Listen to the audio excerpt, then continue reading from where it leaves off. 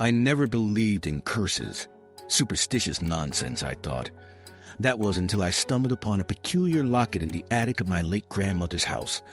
Its gold surface was tarnished, almost as if it absorbed the shadows around it. The moment my fingers brushed against it, a chill coursed through my veins. I hesitated, but curiosity propelled me to open it, revealing a faded photograph of a woman with hauntingly vacant eyes. I shrugged it off, thinking it was just a relic of a forgotten past. But that night, as darkness wrapped around me like a suffocating shroud, I heard whispers, faint and echoing through the walls of my home. They spoke my name, luring me into a restless sleep filled with images I could neither understand nor escape.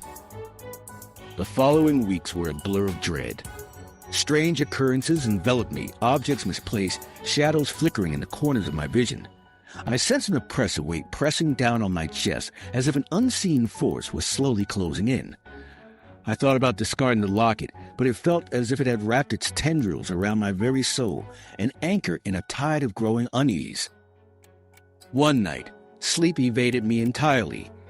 The whispers grew louder, morphing into anguished cries that pierced through the silence. I clenched my hands over my ears, desperate to drown them out, but it was no use. They surged through my mind like a relentless wave. I rose, compelled to confront the source of this torment. Clutching the locket, I found myself drawn outside, into the heart of the night. The air was thick with the scent of damp earth, and a foreboding stillness hung in the atmosphere.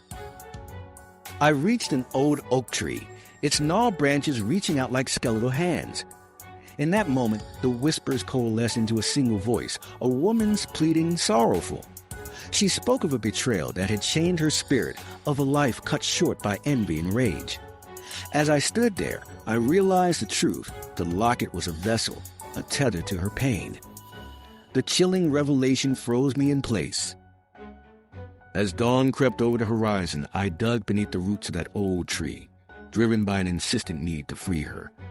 When I unearthed a small box filled with old letters and dried flowers, a sensation washed over me, a sudden release. The air lightened and the whispers faded into silence. I knew then that I had released her, but at what cost?